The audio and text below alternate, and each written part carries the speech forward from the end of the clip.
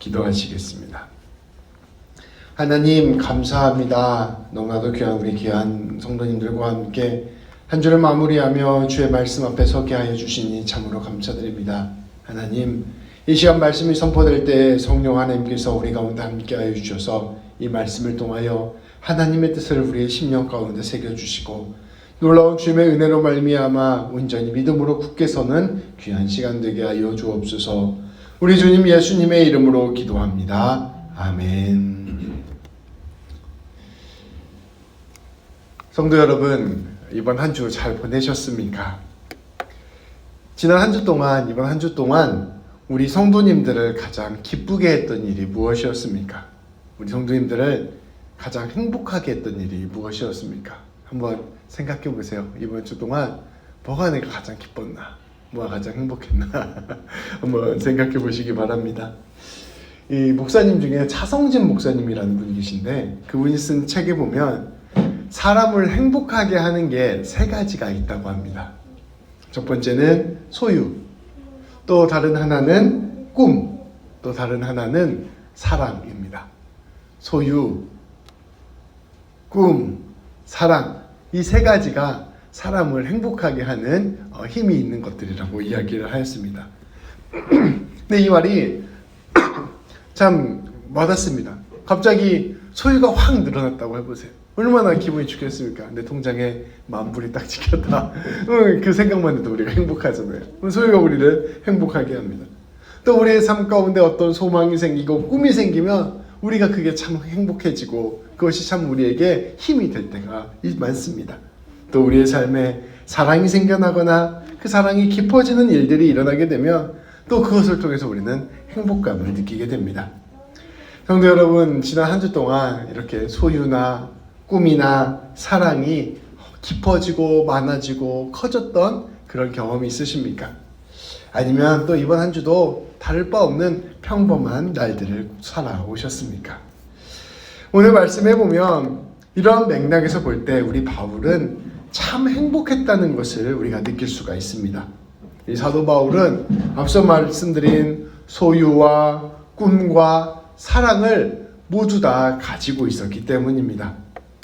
바울은 무엇을 가지고 있었으며 무엇을 꿈꾸고 있었으며 무엇을 사랑하고 있었을까요? 오늘 말씀은 그 놀라운 행복의 비결을 우리에게 전하고 있습니다. 오늘 말씀 다 같이 다시 한번 봉독하도록 하겠습니다. 이번에는 다 같이 한 목소리로 한번 읽어볼게요. 짧으니까요. 함께 읽겠습니다.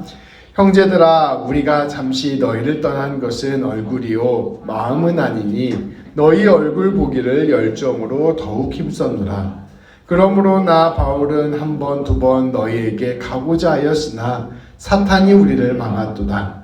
우리의 소망이나 기쁨이나 자랑의 면류관이 무엇이냐? 그가 강림하실 때 우리 주 예수 앞에 너희가 아니냐? 너희는 우리의 영광이요 기쁨이니라. 아멘. 이 말씀을 살펴보면 바울이 가지고 있었던 소유, 바울이 가지고 있었던 꿈, 바울이 가지고 있었던 사랑은 다름 아닌 교회와 성도라는 사실을 알 수 있습니다. 바울이 이 세 가지를 가지고 있었기 때문에 바울은 참 행복한 사람이었고 그 행복한 마음, 감사하는 마음, 기쁜 마음이 오늘 말씀에 절절히 담겨져 있는 것입니다. 오늘 말씀을 우리가 함께 바라보면서 우리가 잠시 바울의 상황을 한번 떠올려 봅시다. 앞서 말씀드렸다시피 바울은 이 데살로니가 지역에서 짧으면 3주, 길어봐야 한 3달 정도만 머물다가 떠나갈 수밖에 없었습니다. 유대인들이 이 바울 사도를 박해했기 때문입니다. 그런데 놀랍게도 이렇게 짧은 시간 데살로니가에서 복음을 전하였는데 이 데살로니가에 든든한 교회가 세워졌습니다. 이 교회 성도들은 예수님을 구주로 받아들였고 성령 충만함으로 교회를 든든히 세웠습니다. 놀랍게도 이들은 신앙 때문에 여러 가지 박해를 받고 어려움을 겪어야만 했지만 그러한 상황 속에서도 흔들리지 않고 그들의 믿음을 굳게 세웠습니다. 이러한 데살로니가 교회의 모습이 얼마나 아름다웠는지 그 교회에 대한 화단 소문이 동네에만 퍼진 것이 아니라 온 로마 지역 곳곳에 퍼지게 되었습니다. 바울은 이 모든 소식을 듣고 크게 기뻐하였습니다. 그런데 바울은 이러한 기쁨에도 불구하고 데살로니가 교회를 방문하지 못했습니다. 오늘 말씀에 보면 사탄이 우리를 막았다라고 표현하고 있는데요. 아무래도 여러 가지 여의치 않은 상황들이 있었던 것 같습니다.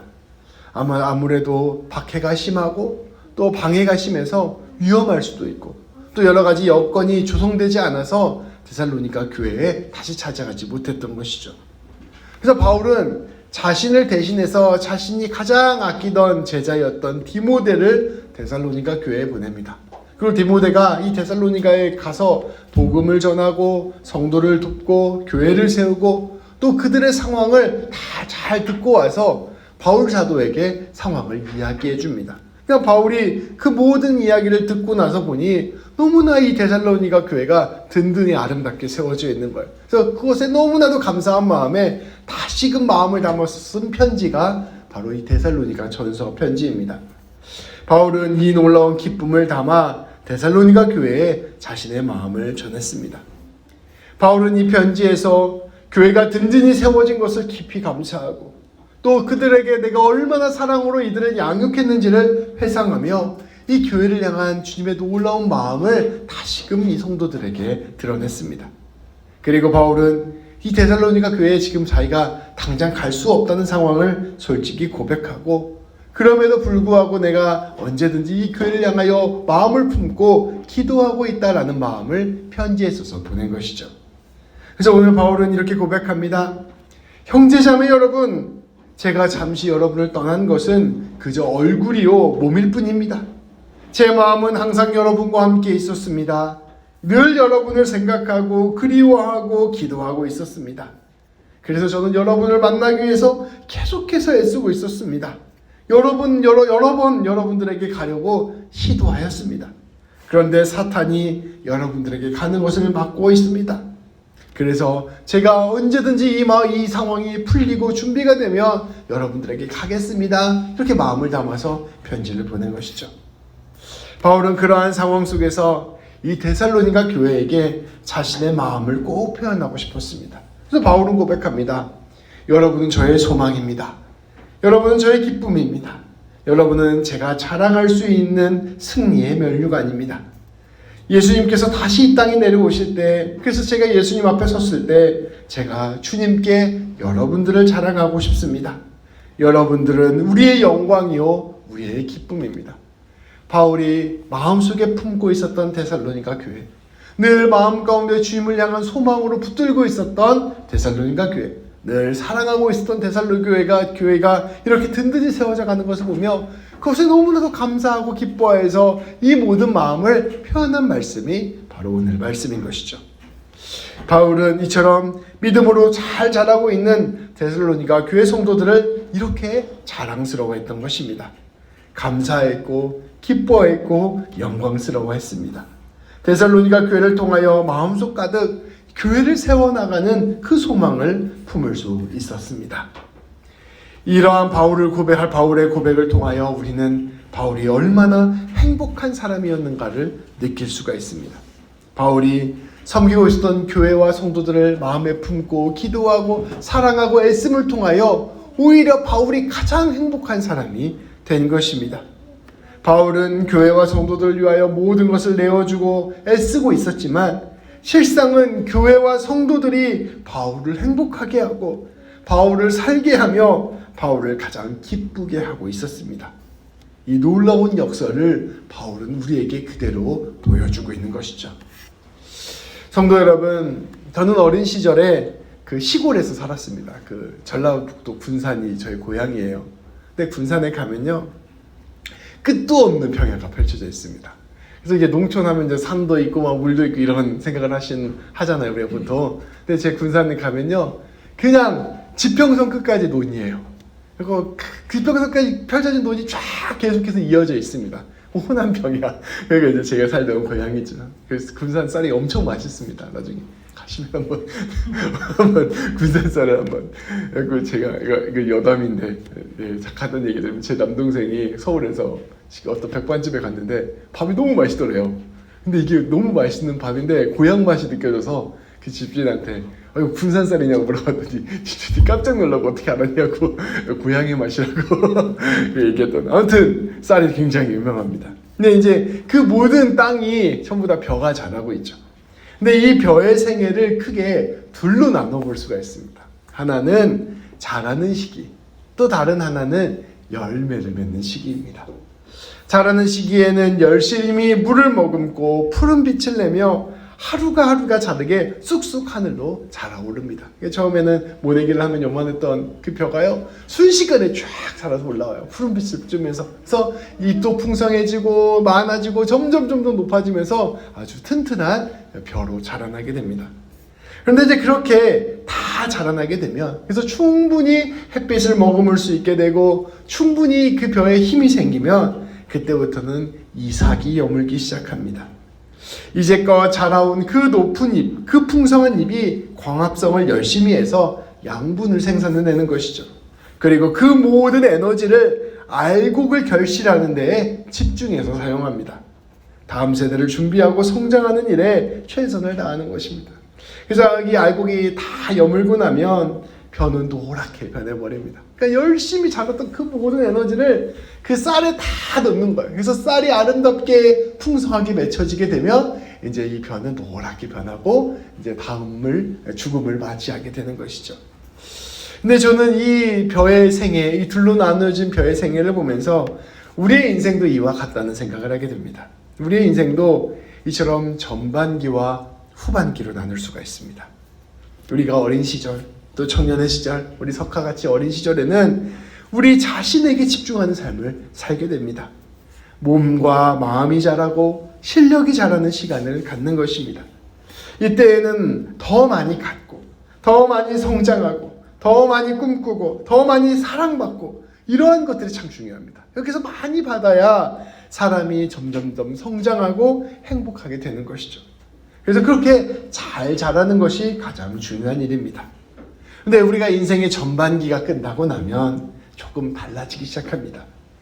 우리의 모든 인생이 이제 우리 자신이 자라던 인생에서부터 우리가 누군가를 알곡을 맺게 하는 인생으로 바뀌는 시절이 바로 그러한 시절이 되는 것이죠.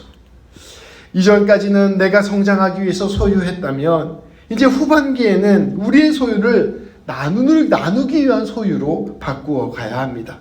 내가 가진 것을 나누어서 이제는 내가 무언가를 갖는 데 초점을 맞추는 것이 아니라 이것을 누군가에게 나누어주어서 그 사람을 소유하는 인생으로 바뀌어야 되는 것이죠. 사람의 마음을 얻어가는 인생으로 변해야 된다는 것입니다. 또 꿈도 이제까지는 내가 어떻게 하면 성공할 수 있을까, 성취할 수 있을까, 잘 자랄 수 있을까 가졌던 그 꿈에서 이제는 내가 누군가를 어떻게 하면 잘 살릴 수 있을까, 잘 키울 수 있을까 하는 꿈으로 바뀌어야 합니다. 의미가 있는 삶으로 바뀌어져야 되는 것이죠. 사랑 역시 마찬가지입니다. 어린 시절에는 사랑을 많이 받고 사랑을 많이 받아서 풍성한 마음을 가진 사람이 되어야 되지만 나이가 들어서 후반기가 되면 이제 그 사랑을 나누어 주는 사랑으로 바꾸어야 합니다. 우리가 나누어 주는 사랑을 할 때 그 사랑이 더 깊어지고 더 놀랍게 열매 맺는 사랑이 되는 것이죠. 그래서 이 모든 것들을 통하여 마치 벼가 쌀을 남기듯 우리도 사람을 남기고 사람을 살리고 사람을 세우고 사람을 자라나게 해야 합니다. 그것이 우리의 인생을 값지게 하고 행복하게 하고 의미 있게 하는 것이죠. 바울의 인생은 이러한 인생이었습니다. 이제 바울은 충분히 가진 자기의 모든 역량을 교회를 위해, 성도를 위해 쏟았습니다. 자신의 소유도 꿈도 사랑도 모두 교회를 위해, 성도를 위해 내어준 것입니다. 그런데 놀랍게도 그가 모든 것들을 그렇게 쏟아낸 결과 그는 모든 것을 얻었습니다. 바울이 얼마나 행복해했는가, 바울이 얼마나 값지고 의미 있는 인생을 살았는가, 바울이 얼마나 기뻐했는가, 얼마나 영광스러워했는가는 그의 오늘 말씀의 고백을 보면 잘 나타나 있는 것이죠. 바울은 고백합니다. 성도 여러분이 저의 소망이 되었습니다. 성도 여러분이 저의 기쁨이 되었습니다. 저의 자랑의 면류관이 되었습니다. 모든 자기가 가진 것을 쏟아냄으로써 정말 귀한 것을 얻어낸 그러한 삶을 살게 된 것이죠. 예수님께서 비유하십니다. 어떤 농부가 가다가 보물상자를 밭에서 발견해요. 그래서 이 보물을 갖기 위해서 집에 돌아가서 자기가 가진 모든 것을 다 팔아서 그 밭을 삽니다. 마치 이런 것과 마찬가지예요. 인생의 후반부가 되었을 때, 이제 믿음의 사람으로 성장했을 때 우리는 우리가 이제껏 가져왔던 모든 것들을 하나님과 이웃을 위하여 내어줌으로써 결국엔 진짜 귀한 것을 얻어내는 그러한 삶을 살아야 되는 것이죠. 인생의 전환기를 잘 맞지 않으면 마치 벼가 쭉 자라서 현장까지 높아지는 벼가 됐는데 쌀이 하나도 안 맺혀요. 그런 의미 없는 성삶이 되어버리고 마는 것이죠. 우리가 무엇인가를 사랑한다는 것은 결국 그 사람을 위한 것이면서 동시에 우리 자신을 위한 길입니다. 사람은 사랑하고 헌신할 때, 자기의 것을 나눌 때 가장 숭고해집니다. 그리고 가장 하나님을 닮아가며 가장 삶을 가치 있게 살아가게 합니다. 하나님께서 우리에게 하시는 일이 다 그러한 일이에요. 우리 하나님께서 우리에게 말씀하십니다. 너는 나의 소유다. 너는 나의 소망이다. 너는 나의 사랑이다 라고 말씀해 주십니다. 그래서 하나님, 우리를 하나님의 것으로 삼아주시고 우리의 인생을 통하여 하나님께서 꿈을 꾸시고 그 꿈을 이루어 가시고 그 모든 것들을 통하여 사랑을 충만케 하심으로 하나님 되심을 우리에게 드러내 주십니다. 근데 우리가 우리의 인생 가운데서 하나님 닮아서 그렇게 삶을 살아가게 되면 누군가를 하나님을 위한 소유로 삼고 누군가를 나의 사랑의 대상으로 삼고 누군가를 위하여 내가 소망을 품고 그 사람의 소망을 위하여 애쓰는 삶을 산다면 나도 모르게 내가 하나님의 길을 걸어가게 되는 것이죠. 그러면 가장 의미 있는 삶, 가장 복된 삶을 살게 되는 것입니다. 이것이 바로 우리 하나님께서 우리들을 부르신 이유이기도 합니다. 성경은 여러 차례 여러 가지 방식으로 설명합니다. 너희는 복이 될 것이다. 너희는 빛이 될 것이다. 너희는 소금이 될 것이다. 너희는 제사장 나라가 될 것이다. 내가 너희를 통하여 하나님의 나라를 드러낼 것이다. 여러 가지 방식으로 우리에게 설명합니다. 결국 그 모든 것은 결국 하나님을 알고 하나님을 아는 사람으로서 하나님답게 이 세상 살아감으로 말미암아 가장 놀라운 은혜, 가장 놀라운 행복을 누리는 삶으로 너희가 부름을 받았다라는 뜻이라는 것이죠. 그래서 우리가 하나님의 말씀에 따라서 우리가 바울과 같이 우리의 것을 나누어주며 사람을 살리는 삶을 사는 것은 그저 의무가 아니라 우리에게 주어진 놀라운 축복인 것입니다. 우리는 어디에서든지 복을 전하는 삶, 정의를 실현하는 삶, 사랑을 나누는 삶, 꿈을 나누는 삶, 이런 삶을 살아야 할 것입니다. 그렇게 살아갈 때 우리가 삶을 진정으로 잘 살 수 있게 됩니다. 산다는 거는 그냥 먹고 살기 위해서 사는 게 아니잖아요. 그냥 우리가 살기 위해서 삶을 살다 보면, 의미를 잃어버리고 살다 보면 인생이 허무해집니다. 내가 이렇게 살려고 살다가 가는 건가? 이런 질문이 들게 되는 것이죠. 근데 우리가 누군가에게 내 자신을 다 내어주면 놀랍게도 삶의 의미가 발견됩니다. 그래서 진짜 내가 드러나게 되는 것이죠. 현대사회에서는 어떻게 하면 내 자신을 찾을 수 있을까? 여러 가지 담론들이 있습니다. 나를 잘 알아야 된다. 나를 잘 찾아야 된다. 이런 이야기들을 많이 하죠. 근데 그러면 우리가 어떻게 하면 우리 자신을 잘 알고 어떻게 하면 우리가 우리 자신을 찾을 수 있을까요? 역설적으로 우리 자신을 내어줄 때, 우리 자신을 다른 사람에게 헌신할 때 우리 자신이 진짜 드러나게 되는 것입니다. 그러한 삶으로 우리를 드러내 주신 것이죠. 귀한 성도 여러분, 가깝게는 우리 가정에서부터 또 일터에 이르기까지 또 우리 교회 안에서 하나님께서 우리에게 주신 사랑의 대상이 무엇일지를 한번 생각해보고 꿈꿔봅시다. 그리고 그 모든 삶의 자리에서 하나님이 나를 어떠한 사람으로 부르셨는지, 어떠한 일로 부르셨는지를 헤아려 봅시다. 그리고 내가 내 것 나누어 주어야 하는 사람이 누구인지 우리의 소명을 한번 바라봅시다.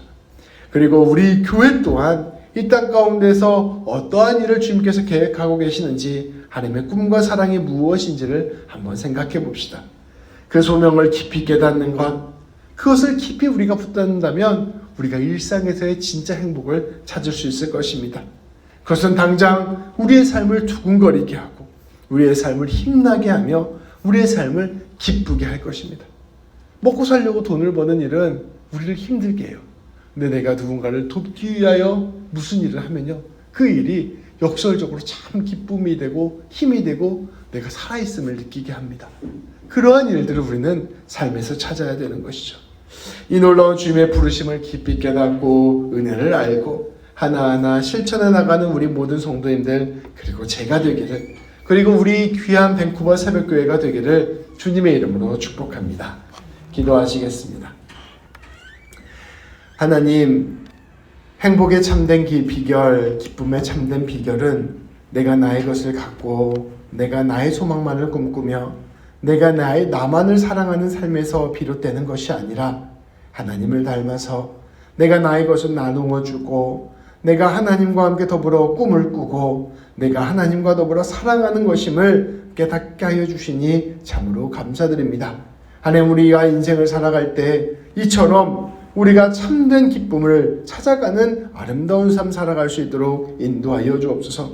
내가 가진 것을 어떻게 나눌 수 있을지, 내가 가진 사랑을 어떻게 품어 드러낼 수 있을지, 또 내가 가진 소망을 어떻게 이루어갈 수 있을지를 항상 하나님 앞에서 고민하는 우리가 되게 하여 주시고, 하나님의 놀라운 부르심을 받아 주의 일 넉넉하게 감당해 나가는 우리 모두가 될 수 있도록 인도하여 주옵소서. 우리 주님 예수님의 이름으로 기도합니다. 아멘.